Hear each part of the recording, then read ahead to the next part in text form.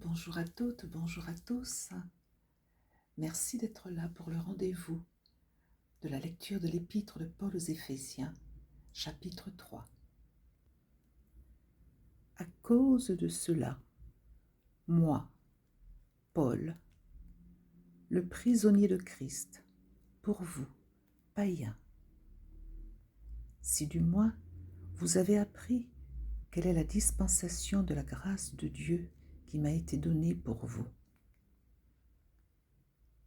C'est par révélation que j'ai eu connaissance du mystère sur lequel je viens d'écrire en peu de mots. En les lisant, vous pouvez vous représenter l'intelligence que j'ai du mystère de Christ. Il n'a pas été manifesté aux fils des hommes dans les autres générations, comme il a été révélé maintenant par l'Esprit aux saints apôtres et prophètes de Christ.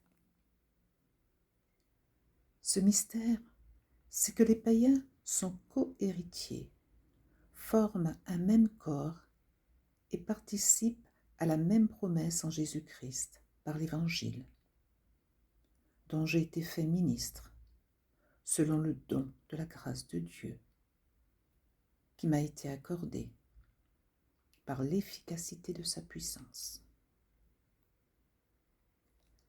À moi, qui suis le moindre de tous les saints, cette grâce a été accordée d'annoncer aux païens les richesses incompréhensibles de Christ et de mettre en lumière quelle est la dispensation du mystère caché de tout temps en Dieu qui a créé toutes choses par Jésus-Christ, afin que les dominations et les autorités dans les lieux célestes connaissent aujourd'hui par l'Église la sagesse infiniment variée de Dieu, selon le dessein éternel qu'il a mis à exécution.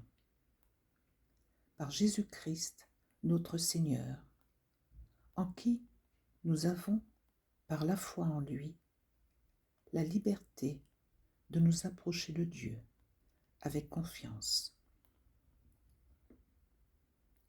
Aussi, je vous demande de ne pas perdre courage à cause de mes tribulations pour vous. Elles sont votre gloire. À cause de cela, je fléchis les genoux devant le Père de notre Seigneur Jésus-Christ, duquel tire son nom toute famille dans les cieux et sur la terre, afin qu'il vous donne, selon la richesse de sa gloire, d'être puissamment fortifié par son esprit dans l'homme intérieur, en sorte que Christ habite dans vos cœurs par la foi, afin qu'étant enracinés et fondés dans l'amour, vous puissiez comprendre avec tous les saints quelle est la largeur, la longueur, la profondeur et la hauteur, et connaître l'amour de Christ qui surpasse toute connaissance, en sorte que vous soyez remplis jusqu'à toute la plénitude de Dieu. Or, à celui qui peut faire par la puissance qui agit en nous infiniment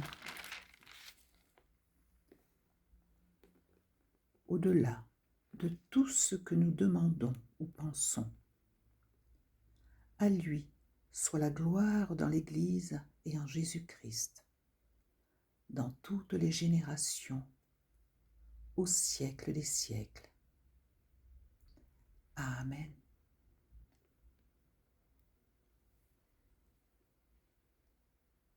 Merci de m'avoir accompagné durant cette lecture.